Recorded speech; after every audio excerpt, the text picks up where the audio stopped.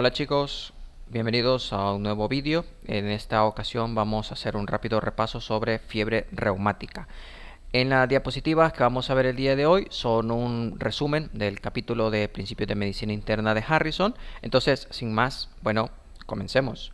Lo primero que tenemos que recordar es que la fiebre reumática, o así como lo resume Harrison, ¿sí?, con las siglas ARF por su terminación en inglés, es una enfermedad multiorgánica causada por una reacción autoinmunitaria a la infección por una bacteria que se llama Streptococcus del grupo A. Entonces, ojo con lo siguiente, porque nosotros tenemos que entender que la fiebre reumática es una condición que está dada por una respuesta autoinmune que nuestro cuerpo está dando y es que se está generando a partir de una infección por el Streptococcus del grupo A.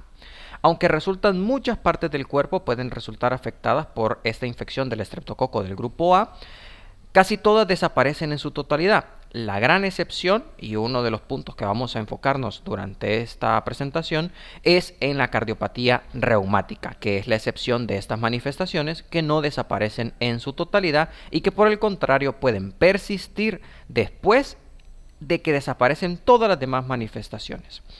Entonces, veamos algunas consideraciones globales. Lo primero, la fiebre reumática aguda y la cardiopatía reumática son enfermedades usualmente catalogadas como enfermedades de la pobreza, es decir, que tienden a afectar a estratos sociales más bajos. Fueron muy frecuentes en todos los países hasta principios de los siglos XX, cuando comenzó a disminuir su incidencia en las naciones industrializadas, y esta disminución se cree que tuvo un gran auge o tuvo una gran influencia, sobre todo por la mejoría o el mejor adecuamiento de las condiciones de vida, en particular porque había menos hacinamiento y mejor higiene en las personas, lo cual pues dio un decremento en la transmisión del estreptococcus del grupo A, que como ya hablamos es el responsable de la fiebre reumática.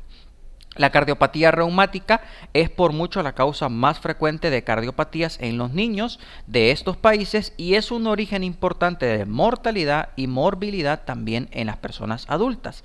Fíjense que la vía patógena a partir de la exposición del estreptococo del grupo A va seguido usualmente de una infección faríngea y un desarrollo posterior o ulterior de la fiebre reumática. Las recurrencias de estas fiebres y la posterior aparición de una cardiopatía reumática y sus complicaciones usualmente se acompañan de diversos factores de riesgo. Y ojo, porque eso nos permite a nosotros, como salubristas, poder instituir intervenciones que actúen en estos diferentes momentos de la infección. Vean que el estreptococo del grupo A en un primer momento lo que genera es un cuadro de faringitis, una infección de la garganta, ¿sí? Lo que usualmente nosotros vemos como una faringoamigdalitis. Y posteriormente de que ya se dio esa faringoamigdalitis es que nosotros vemos el desarrollo de la fiebre reumática y si no actuamos, entonces posteriormente el desarrollo de la cardiopatía reumática.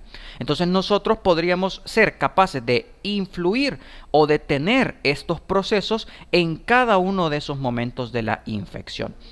Este cuadro que están viendo aquí ustedes ahorita es la figura 352-1 que se encuentra en el capítulo de Principios de Medicina Interna de Harrison. Y fíjense cómo aquí la figura nos muestra los factores de riesgo, luego nos muestra en el cuadro azul el progreso natural de la enfermedad y abajo nos muestra las oportunidades de intervención. Por ejemplo, tenemos claro que un factor de riesgo para llegar a cardiopatía y fiebre reumática son el hacinamiento, la pobreza, la vida rural y vivir en barrios urbanos con exceso de población, sobrepoblados. Entonces esto genera una mayor exposición al estreptococo del grupo A y pues obviamente esto pues va a llevar a una infección de las vías respiratorias superiores, que es la faringitis, causada por el estreptococo del grupo A. ¿Qué podríamos hacer nosotros como personal de salud? Bueno, podríamos intentar hacer estudios que mejoraran las condiciones de vida o motivar a ciertas zonas o ejes políticos para intentar mejorar los desarrollos económicos en estas zonas que tienen hacinamiento, pobreza y exceso poblacional. Una vez que ya tenemos al paciente con una faringitis por estreptococo del grupo A, ¿en qué nos corresponde a nosotros? Bueno, tenemos que hacer un diagnóstico y un tratamiento oportuno, intentando identificar todas estas infecciones faríngeas que sí se pueden hacer en atención primaria y que podemos detectar al estreptococo del grupo A. Eso puede hacerse a través de detecciones sistemáticas y tratamientos de faringitis, por ejemplo, a través de vacunas o programas de erradicación de infecciones cutáneas. ¿Qué problemas tenemos o cuáles son los factores de riesgo? Que muchas de estas infecciones son asintomáticas. Muchas de estas personas que tienen una faringitis por estreptococo del grupo A o que tienen la infección por estreptococo del grupo A, muchas veces tampoco acuden a una atención médica solo por una faringitis. Usualmente lo dejan pasar. Solo es una infección de garganta, no merece ir a consulta. Luego, muchas veces se dan diagnósticos y tratamientos inadecuados para las faringitis estreptocóxicas, muchas veces por falta de programas o algoritmos diagnósticos y de tratamiento hacia estas, y muchas veces el tratamiento es ineficaz. Esto hace que la detección en este punto de las infecciones por estreptococo del grupo A no sea lo más efectivo, y muchas veces estos pacientes pasan inadvertidos, no se detecta la infección en este momento. Entonces, ¿qué ocurre si no logramos nosotros frenar la infección por estreptococo cuando está en las vías respiratorias superiores? Lo que va a pasar es que entonces este paciente va a desarrollar una fiebre reumática aguda. Aquí existen varios factores de riesgo: susceptibilidad hereditaria, el género femenino se ha asociado más, como por ejemplo en las complicaciones de Corea, y el poco acceso de los servicios de atención en salud, sobre todo de nuevo en las zonas donde hay mucha pobreza o vida rural. Estas personas usualmente tienden a tener que caminar grandes distancias para poder acceder a un lugar, a un servicio sanitario, y pues obviamente esto genera una mayor dificultad para estas personas y genera la mayor probabilidad del desarrollo de una fiebre reumática aguda. ¿Qué podríamos hacer nosotros y cuál sería la mejor intervención? Mejorar los accesos de los servicios de atención en salud. Usualmente los países que tienen atención primaria en salud buscan acercar los servicios de salud a través de unidades comunitarias de salud familiar o a través de clínicas rurales que permitan mejorar la atención en salud hacia estas personas. El problema, muchas veces se acerca el servicio de salud, pero muchas veces al acercar el servicio de salud no se tiene el personal capacitado necesario para poder dar la atención médica, y otras veces se carece del medicamento o de los insumos necesarios para dar la atención. Entonces, cualquier razón que sea, ya sea que tengamos el servicio pero el servicio no sea efectivo ni eficiente, o por el contrario, no tengamos los servicios necesarios para que estas personas se acerquen, esta fiebre reumática puede evolucionar y esto puede llegar a que nosotros tengamos una fiebre reumática aguda recurrente o el paciente directamente evolucione a una cardiopatía reumática. Aquí ya entonces nosotros tendríamos que hacer más intervenciones, detectar pues obviamente estos pacientes con fiebre reumática recurrente o cardiopatía reumática y aplicar profilaxis secundaria, que la vemos más adelante en este vídeo, programas basados en registros o hacer directamente interrogaciones del control, ¿sí? Hacer integraciones para poder detectar lo que son las cardiopatías reumáticas en la atención primaria, en la salud infantil y programas de enfermedades transmisibles y no transmisibles. Aquí lo importante es hacer una integración completa. Tenemos nosotros que poder detectar a través de varios mecanismos secuenciados, que ya los vamos a ver más adelante, para poder detectar cuando estos pacientes que tienen fiebre reumática aguda recurrente están evolucionando a una cardiopatía reumática. Luego, vean qué ocurre usualmente. ¿Qué ocurre con estos pacientes que tienen cardiopatía reumática? Bueno, que todos estos pacientes en algún momento pueden llegar a desarrollar insuficiencia cardíaca y pues obviamente esta insuficiencia cardíaca va a mermar mucho la calidad de vida que tiene esta persona, ya sea porque no tenemos acceso a los fármacos ideales o porque no tenemos instalaciones quirúrgicas cardíacas. Si ya no teníamos clínicas en la zona rural, mucho menos tenemos cirujanos cardíacos para poder aplicar cirugías a estos pacientes con insuficiencia cardíaca o realizar trasplantes de válvula, y pues obviamente estos pacientes tienen una calidad de vida mucho menor a la que realmente merecen. Entonces, al final nosotros tenemos que entender que todo paciente, miren, comenzó con una exposición al estreptococo del grupo A y puede llegar hasta una cardiopatía reumática. Entonces, ojo, ¿verdad? Es muy importante que nosotros siempre tengamos en mente que una faringitis puede no solo ser una faringitis viral, como muchas veces la asumimos, sino que puede que sea una faringitis por estreptococo del grupo A y tenemos que estar muy pendientes. Luego, si ya tengo yo un paciente que va cumpliendo los criterios que ya vamos a ver más adelante, y voy sospechando en una cardiopatía reumática, tener en mi servicio de salud, o tener yo por lo menos como médico de cabecera, tener bien claro los servicios que tengo que integrar para poder detectar estas cardiopatías reumáticas, como por ejemplo el ecocardiograma o directamente pruebas serológicas. Entonces, fíjense que a nivel epidemiológico nosotros podemos ver que la fiebre reumática es una enfermedad sobre todo que afecta a los niños, usualmente entre las edades de los 5 y los 14 años de edad. Los episodios iniciales usualmente son menos comunes en los adolescentes mayores y adultos, y ya son muy inusuales en personas mayores de 30 años de edad. Este patrón, fíjense que difiere, y aquí hay una inversión, porque no es común encontrar una cardiopatía reumática en niños, pero es común encontrar una cardiopatía reumática en adultos. Usualmente lo que ocurre es que tenemos el antecedente de un niño que adquiere la infección por estreptococo del grupo A, y con los años desarrolla esta cardiopatía reumática entre aproximadamente los 25 y 40 años de edad. No hay una relación clara con respecto a lo que es el género para la fiebre reumática aguda, pero ojo, la cardiopatía reumática sí está claro que afecta más a menudo a las mujeres. Algunas veces hasta inclusive se ha puesto de referencia que es una relación 2-1, o sea que 2 veces más común la cardiopatía reumática en mujeres que en varones. Dentro de la patogenia, fíjense que con base a las evidencias disponibles, la fiebre reumática se debe de forma exclusiva a la infección por estreptococo del grupo A. No tenemos evidencia de que otros estreptococos de otro grupo que no sea el A puedan producir fiebre reumática. Alrededor de un 3 a 6% de toda la población se considera susceptible a la fiebre reumática, y hay una característica hereditaria. Usualmente a nivel de los alelos de clase 2 del antígeno leucocítico humano, HLA, que es el mismo antígeno que codifica para el complejo mayor de histocompatibilidad tipo 2, que recuerden, el complejo mayor de histocompatibilidad tipo 2 es el que utilizan, por ejemplo, nuestros macrófagos o nuestras células del sistema inmunológico para poder presentar antígenos a los linfocitos TCD4. Entonces, en este mismo gen que codifica para ello, hay unos alelos, en especial los alelos HLA-DR7 y el HLA-DR4, que son los que se encuentran vinculados con la susceptibilidad. Existen otros, por ejemplo el DR5, el DR6, el DR51, el 52 y el DQ, que también se han relacionado, pero los dos que más se han vinculado son el DR7 y el DR4.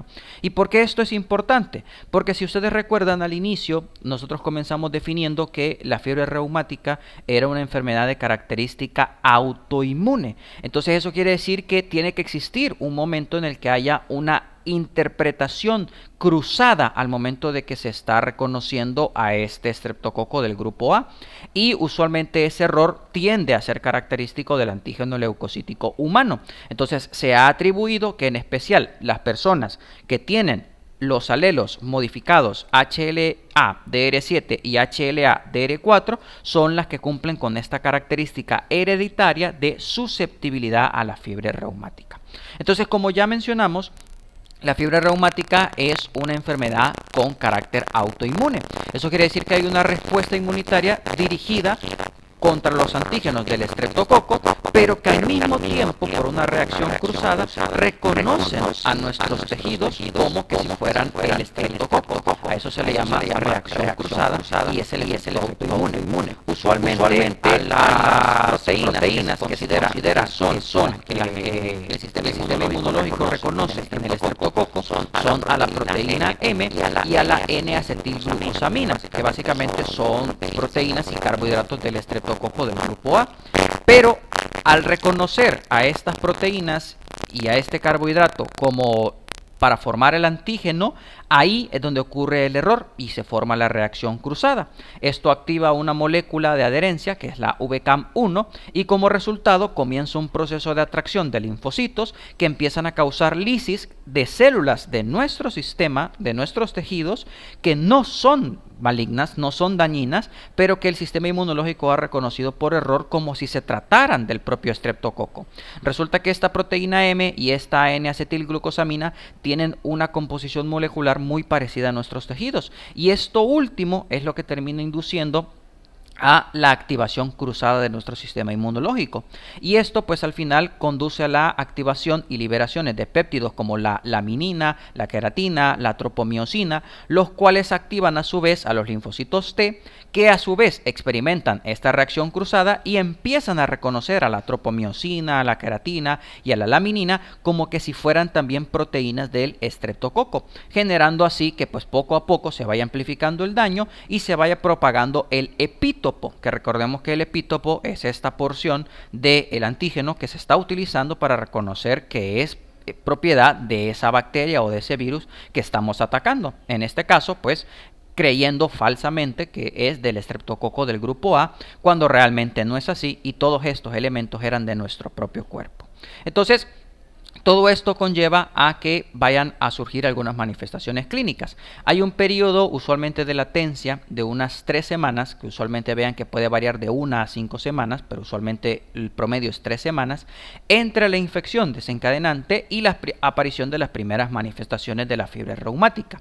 Fíjense que muchos pacientes refieren haber tenido una faringitis previa y el grupo precedente de infecciones por estreptococo del grupo A no suele ser sintomático. Ya hablamos que muchos de estos pacientes pueden ser asintomáticos, pero muchas veces ellos refieren haber tenido en algún momento una faringitis que dejaron pasar porque no le dieron importancia, porque era una faringitis más, un poco de dolor de garganta. Ahora, cuando ya tenemos la fiebre reumática, usualmente la característica clínica más predominante es la poliartritis, ¿sí? Que suele afectar entre 60 y 75% de los casos, y la segunda es la carditis, que afecta entre 50 y 60% de los casos. Ahora, la corea usualmente tiene una variación muy fluctuante, porque miren, tenemos datos de personas que afectan solo el 2 y personas que puede llegar a afectar hasta el 30%. En la actualidad, el eritema marginal y los nódulos subcutáneos usualmente son raros y se observan en menos del 5% de todos los casos que nosotros llegamos a detectar de fiebre reumática. Entonces, las características más predominantes son la poliartritis y la carditis. Fíjense que hasta un 60% de estos pacientes que tienen fiebre reumática pueden evolucionar a cardiopatía reumática. Entonces, ojo, porque la complicación más común de la fiebre reumática es la cardiopatía reumática. Vean que hasta 6 de cada 10 pacientes que llegan a tener fiebre reumática pueden desarrollar cardiopatía reumática. Y usualmente vean que el endocardio, el pericardio, el miocardio están siendo afectados. Entonces hay una afectación completa. Por eso se le llamaba que había una carditis, porque existe una afectación completa de lo que es endocardio, pericardio y miocardio. La lesión valvular, que usualmente es el dato distintivo de la carditis reumática, ¿sí?, es la afectación de la válvula mitral, que usualmente es la válvula afectada en la cardiopatía reumática.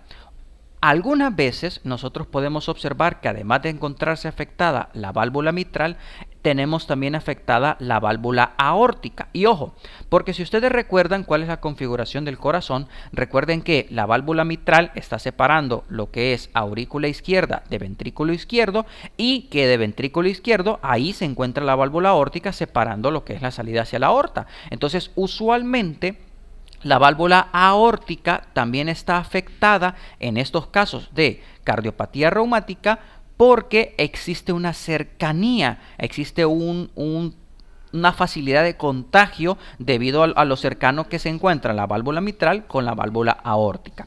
El daño de las válvulas pulmonares y tricúspide también es posible, sin embargo, usualmente esto se ve como un efecto tardío y sobre todo cuando existen mayores presiones pulmonares, y por lo tanto también puede afectar a una valvulopatía izquierda.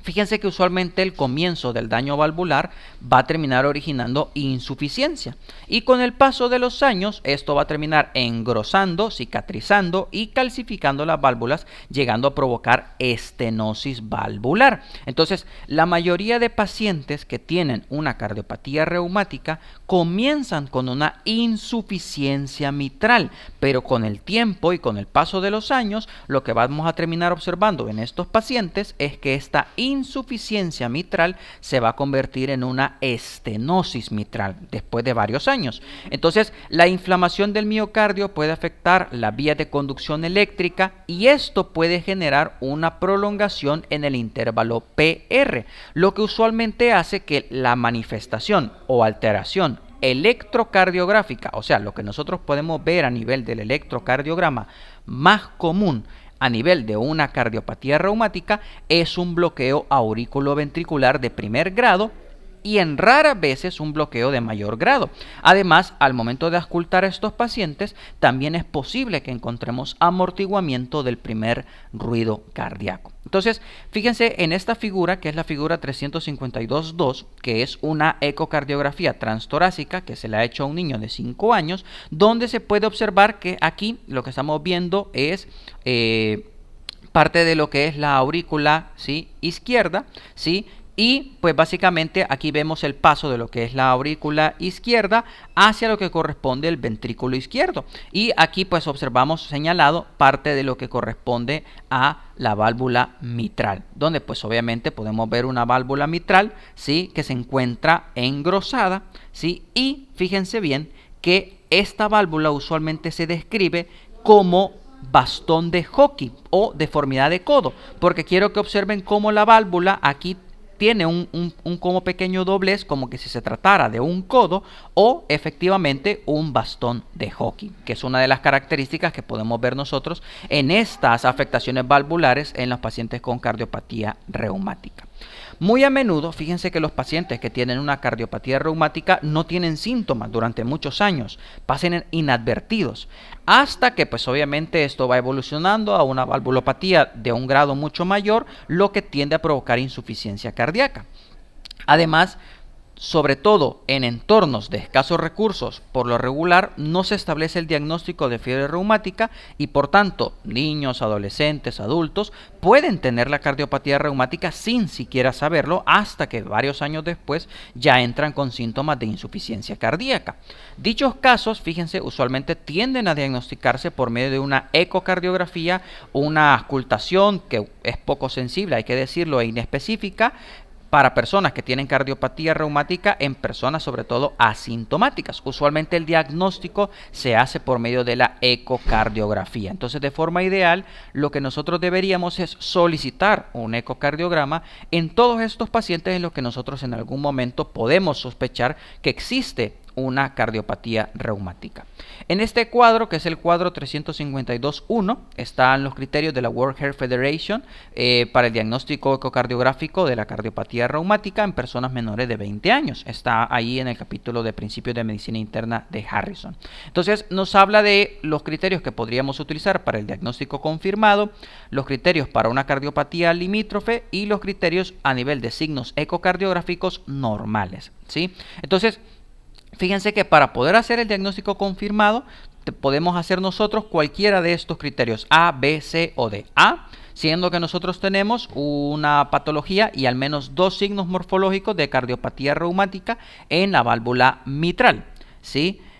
O sea, tenemos insuficiencia mitral patológica y al menos 2 signos morfológicos de cardiopatía reumática a nivel de la válvula mitral. B, que tuviéramos un gradiente medido, ¿sí?, en este caso de una estenosis mitral mayor a 4 milímetros de mercurio, ¿sí?, que hay que descartar otras anomalías congénitas, o que nosotros tuviéramos alguna insuficiencia aórtica patológica y al menos 2 signos morfológicos de cardiopatía reumática, ¿sí?, donde pues directamente igual nosotros ya hubiéramos descartado cualquier otra afectación, sobre todo a nivel de la válvula aórtica, ¿sí?, o por ejemplo alguna enfermedad limítrofe, por ejemplo que esté afectando ya sea la válvula mitral o la válvula aórtica, ¿verdad? Cualquiera de estos escenarios pues obviamente en un ecocardiograma nos servirían para poder confirmar, ¿verdad?, que efectivamente el paciente tiene una cardiopatía reumática. Ahora, ojo, porque la principal herramienta diagnóstica que nosotros vamos a utilizar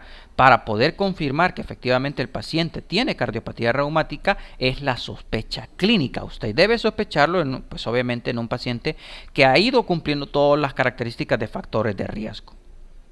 Entonces, aquí lo que estamos viendo nosotros es una carditis reumática aguda en un ecocardiograma de vista apical de 4 cámaras, donde vean aquí lo que estamos observando nosotros, aquí arriba corresponde a lo que es la aurícula izquierda y aquí pues estamos observando lo que es ventrículo izquierdo y pues aquí todo esto corresponde a lo que es la válvula mitral. Entonces vean cómo la válvula mitral tiene su movimiento y ahí miren cómo la válvula mitral efectivamente tiene esta forma característica de la que hablábamos, que era la forma de bastón de hockey o como que si fuera un codo, ¿verdad? Si ustedes se dan cuenta, pues obviamente esta es una válvula mitral de una carditis reumática aguda en la que pues relativamente se miran las paredes delgadas y muy móviles y pues obviamente esto tiende a generar el efecto de regurgitación a nivel de la válvula mitral, que eso ya lo podemos ver nosotros aquí en este ecocardiograma ya con Doppler,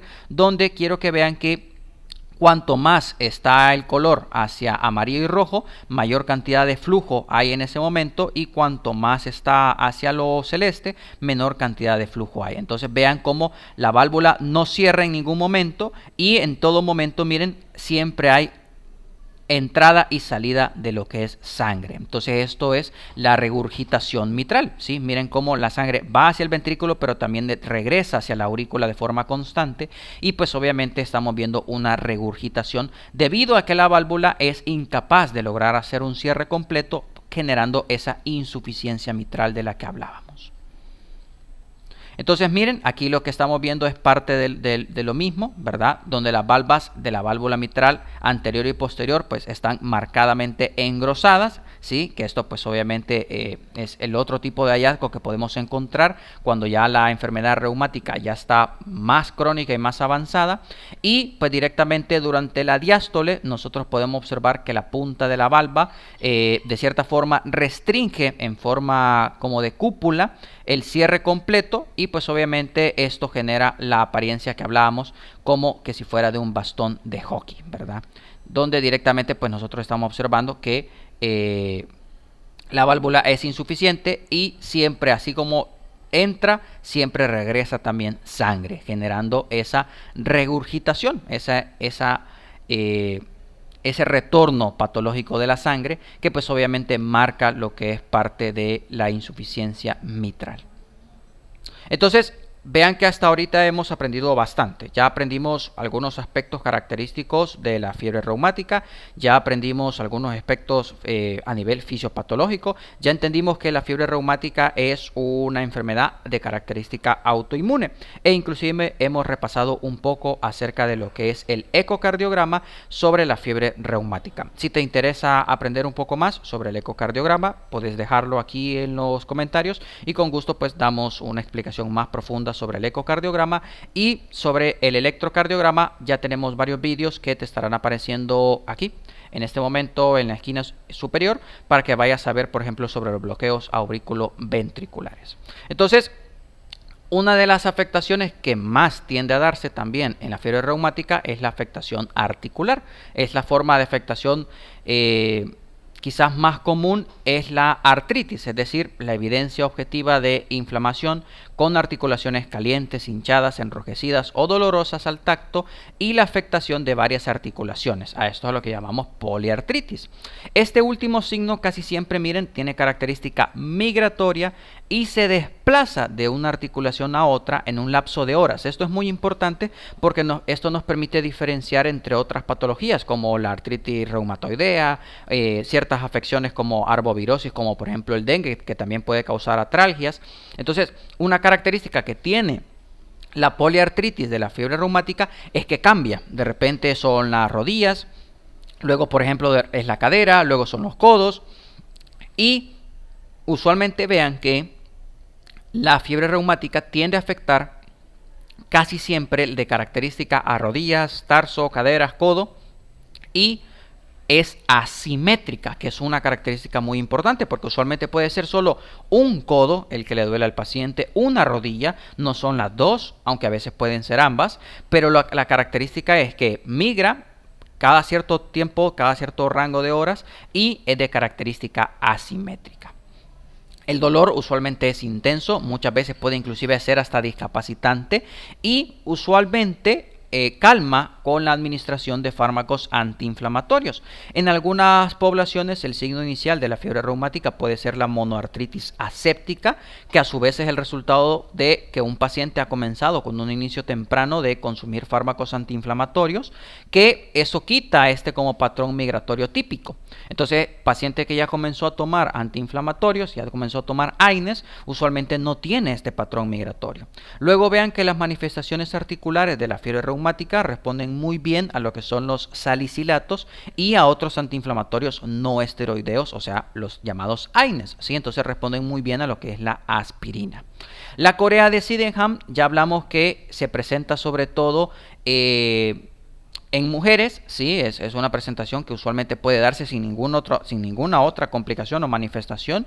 Aparece durante un periodo de latencia prolongado, usualmente después de la infección por el estreptococo. Ya hablamos, afecta más a mujeres y usualmente los movimientos coriformes afectan en especial a la cabeza, lo que puede producir ciertos movimientos de característicos en la lengua, si la persona saca constantemente la lengua, y usualmente también afecta mucho las extremidades superiores. Aquí están viendo un vídeo de una afectación, por ejemplo, de los movimientos anormales que puede causar la corea de Sydenham a nivel de los miembros superiores. Estos pueden ser generalizados o pueden ser restringidos solo de un lado del cuerpo, ¿sí? O sea, la persona podría tener una hemicorea solo del lado izquierdo o una hemicorea solo del lado derecho, aunque puede ser de ambos lados. Aquí en el vídeo pues vemos que la afectación es más de uno de los lados del cuerpo, pero podría ser sin problema en ambos lados. En los casos leves, usualmente esta se pone de manifiesto con una exploración muy cuidadosa. En tanto, en los casos más graves, los individuos no pueden realizar ningún tipo de actividad cotidiana porque la corea está presente. A menudo, vean que la corea se acompaña mucho de la habilidad emocional, es decir, la persona cambia mucho de emociones de forma muy brusca y rápida. Puede presentarse con rasgos obsesivo-compulsivos que pueden durar más que los propios movimientos coreiformes. O sea, la persona puede tener los movimientos, pero luego la persona quedar con un cierto patrón obsesivo compulsivo. Por lo general, esta corea muestra una resolución en unas 6 semanas, pero hay pacientes que pueden durar hasta 6 meses con la corea por fiebre reumática. Una de las manifestaciones que puede observarse en estos pacientes es el llamado eritema marginal, que son parte de las manifestaciones cutáneas. Usualmente comienza esto como máculas rosadas que tienen un aspecto claro en la parte central, ¿sí?, con un borde difuso serpiginoso, ¿sí? El exantema, vean que tiene una característica que es evanescente. ¿Qué quiere decir eso? Que desaparece y aparece frente a los ojos del examinador. Usted está viendo el eritema y de repente el eritema puede ir desapareciendo y aparecer en otra zona del cuerpo. Usualmente el sitio donde más se presenta es a nivel del tronco, a nivel de los brazos, de las extremidades, pueden ser superiores o inferiores, pero casi nunca se presenta a nivel de la cara. De hecho, si usted mira un eritema de estos en la cara, muy raramente va a ser un eritema marginal causado por la fiebre reumática. Hay otras manifestaciones cutáneas, por ejemplo, como los nódulos subcutáneos, que básicamente son como estas masas que estamos viendo nosotros aquí, que son masas indoloras, móviles y pequeñas, aproximadamente de unos 0.5 a 2 centímetros, están bajo la piel y superpuestas usualmente a las prominencias óseas. Miren, por ejemplo, aquí superpuestas aquí a lo que son los codos, y también podemos encontrarlas a nivel de manos, pies, codos, el occipucio y en algunas ocasiones encima de las vértebras. Es una manifestación tardía, puede aparecer entre 2 y 3 semanas después de haber iniciado la enfermedad y usualmente duran solo algunos días, pero algunas personas pueden tenerla hasta por 3 semanas. Ojo, porque esta manifestación es importante porque persona que le encontramos nódulos subcutáneos, casi siempre esa persona tiene una carditis, o sea, una miocardiopatía reumática, es decir, tiene una afectación de la válvula mitral. Entonces, usualmente encontrar estos nódulos subcutáneos casi que por obligación nos está diciendo mande un ecocardiograma para confirmar la afectación cardíaca de esa fiebre reumática. Entonces, ¿cómo hacemos realmente nosotros el diagnóstico? ¿Cómo llegamos nosotros a poder realmente diagnosticar a un paciente? Lo ideal sería evidenciar la infección, pero fíjense que con excepción de la corea y la carditis leve, las cuales pues obviamente pueden manifestarse muchos meses más tarde, El dato esencial para que nosotros podamos hacer el diagnóstico es la infección previa por el estreptococo del grupo A. Eso es clave para poder hacer el diagnóstico de la fiebre reumática aguda. Y dado que en muchos casos no se dispone de un cultivo positivo de frotis faringeo porque no se hace o no se tiene el equipo, una prueba de antígeno rápido tampoco está disponible, entonces usualmente lo que nos queda es utilizar datos serológicos. Entonces, ¿cuáles son los datos serológicos más comunes para poder hacer el diagnóstico? Son las concentraciones de antiestreptolicina O y la prueba de anti-DNasa B, que usualmente son pruebas que pueden enviarse y de salir pues obviamente presentes, confirmamos la presencia y el diagnóstico de el estreptococo del grupo A. Ahora, ¿cómo confirmamos el diagnóstico? Fíjense que no hay una prueba definitiva que confirme el diagnóstico de fiebre reumática. Todo se basa en la presencia de combinaciones de manifestaciones clínicas típicas y la sospecha del médico que está diagnosticando. Las sospechas clínicas se pueden hacer mediante los criterios de Jones, que básicamente junto con los datos de una infección previa permiten hacer el diagnóstico.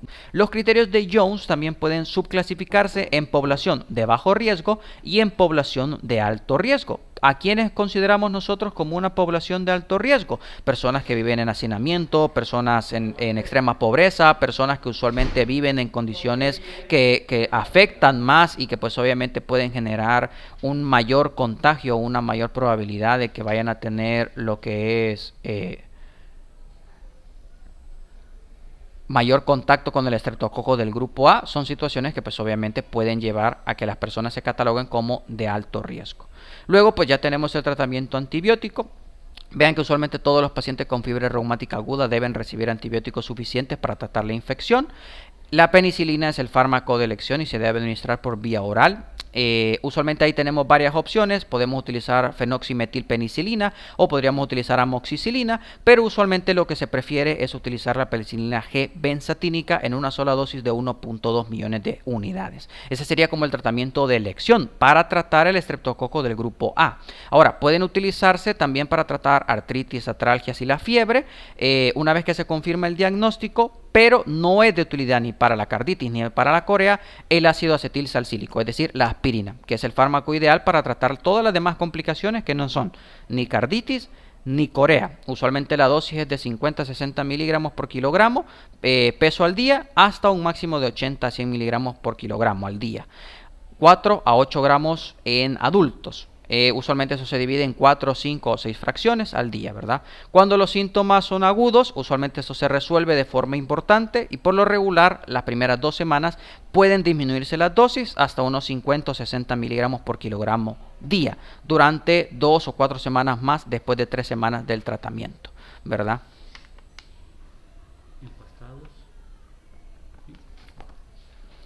Entonces, como alternativa, también se puede utilizar el naproxeno en dosis de 10 a 20 miligramos por kilogramo día, sobre todo cuando no han resuelto los síntomas agudos como una alternativa.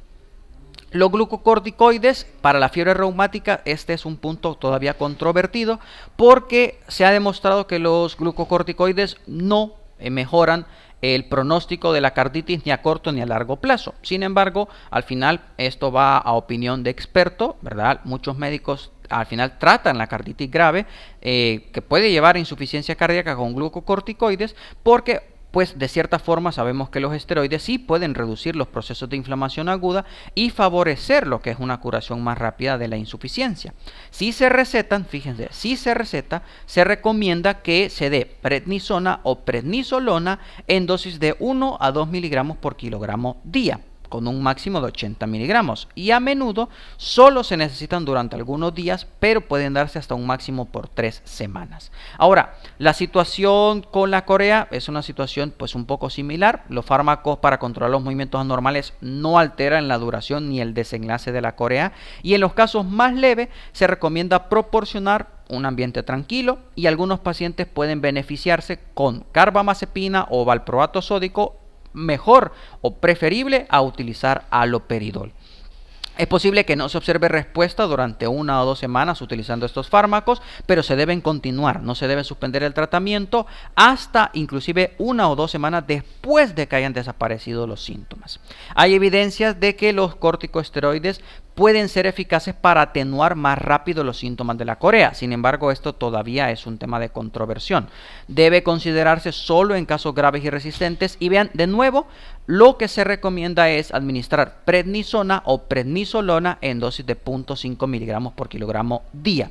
Iniciar de forma gradual e ir disminuyendo la dosis conforme se va viendo respuesta o aumentando la dosis en casos donde se vea empeoramiento o exacerbación de los síntomas. Entonces, ojo, porque si se van a utilizar glucocorticoides, ya sea para el tratamiento de la carditis o ya sea para el tratamiento de la corea, quiero que observe que siempre se utiliza prednisona o prednisolona en ambos escenarios, para la carditis y para el tratamiento de la corea. La diferencia es que para carditis es de 1 a 2 miligramos y que para la corea es de 0.5 miligramos. Pero en ambos casos el esteroide recomendado es prednisona o prednisolona.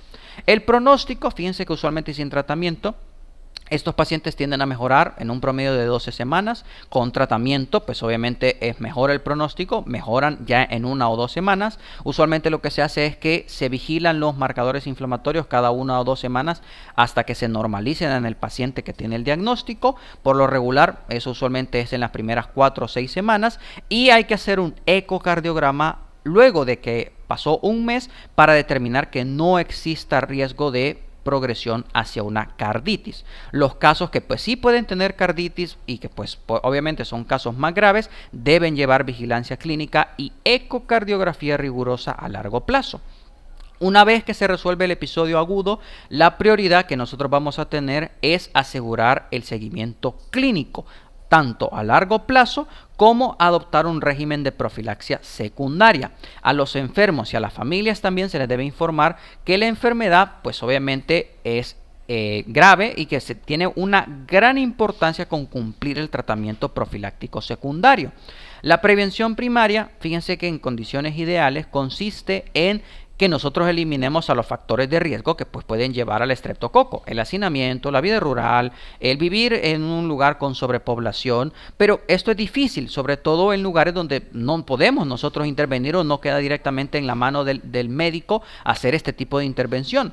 Por lo tanto, muchas veces la prevención primaria se basa en detectar y dar un tratamiento oportuno y completo a todas las faringitis con estreptococo del grupo A. Y ojo, porque usualmente eso es como el escenario más fácil y más rápido que como médicos podemos hacer.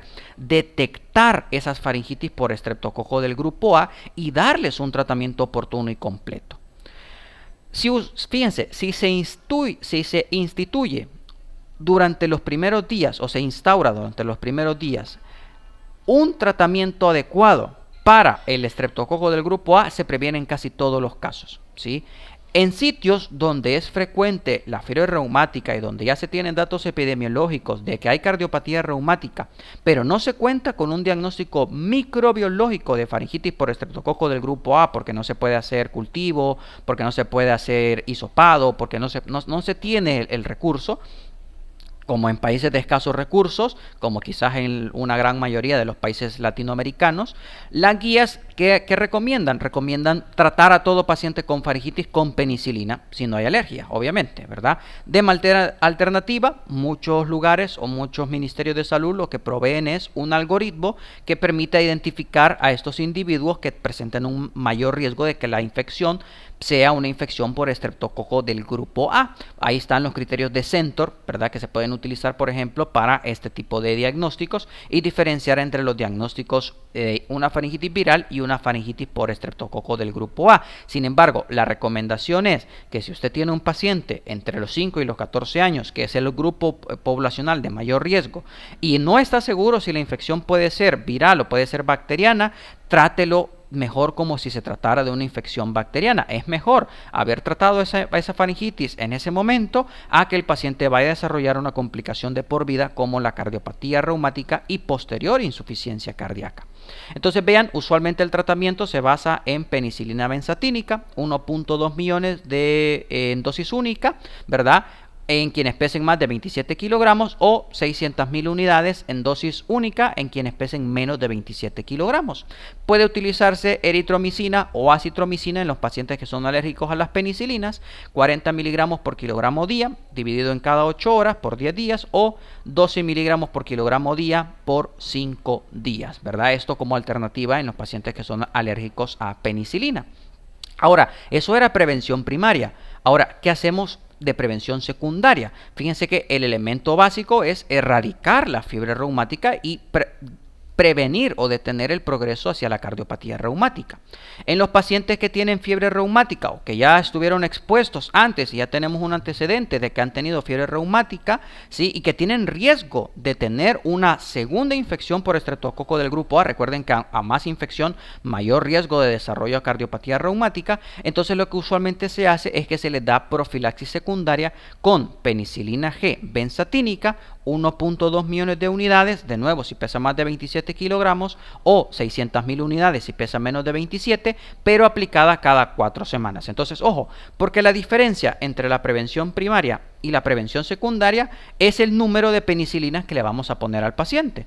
En la prevención primaria, solo nosotros poníamos una penicilina de lo que es penicilina benzatínica, 1.2 millones de unidades en número de 1, una dosis única. Pero en la prevención secundaria aplicamos una cada semana por cada, ¿sí? Aplicamos una cada 4 semanas para garantizar que nosotros tengamos a este paciente sin el riesgo del desarrollo de una cardiopatía reumática. Ahora, fíjense, los pacientes que usualmente son alérgicos al fármaco, pues obviamente lo que hacen es recibir 250 miligramos de eritromicina 2 veces al día. Entonces, ojo, ¿verdad? Prevención primaria consiste en una dosis única de penicilina, 1.2 millones de unidades, una dosis única. Y prevención secundaria, ¿sí? O profilaxis secundaria son 1.2 millones de unidades cada 4 semanas, ¿verdad? Entonces el paciente va a estar viniendo y aquí es donde hay mucha importancia en hacerle entender a la familia y al paciente que tiene que venir cada 4 semanas a ponerse la penicilina para evitar específicamente que esta fiebre reumática vaya a evolucionar a una cardiopatía reumática. Fíjense cuánto va a hacer esto el paciente, por cuánto tiempo. La duración pues va a depender de muchos factores, en particular el tiempo transcurrido entre el último episodio de la fiebre reumática, ¿sí? Cuanto más tiempo haya pasado, existen menor probabilidad de recurrencias. La edad, ¿verdad? Disminuye la probabilidad de recurrencias cuanto más viejo es el paciente. La gravedad de la cardiopatía reumática, en casos pues obviamente de enfermedad grave, pues obviamente es prudente evitar inclusive el mínimo riesgo de recurrencia, pues obviamente para evitar consecuencias potencialmente graves como la insuficiencia cardíaca. Entonces, al final hay que individualizar cada uno de los casos y determinar con cada paciente cuánto riesgo tiene y por cuánto tiempo es ideal mantener esta profilaxis secundaria. Entonces, vean, aquí estamos viendo parte de esta prevención secundaria. Este es el cuadro 352.4 que está ahí en el libro de principios de medicina interna de Harrison.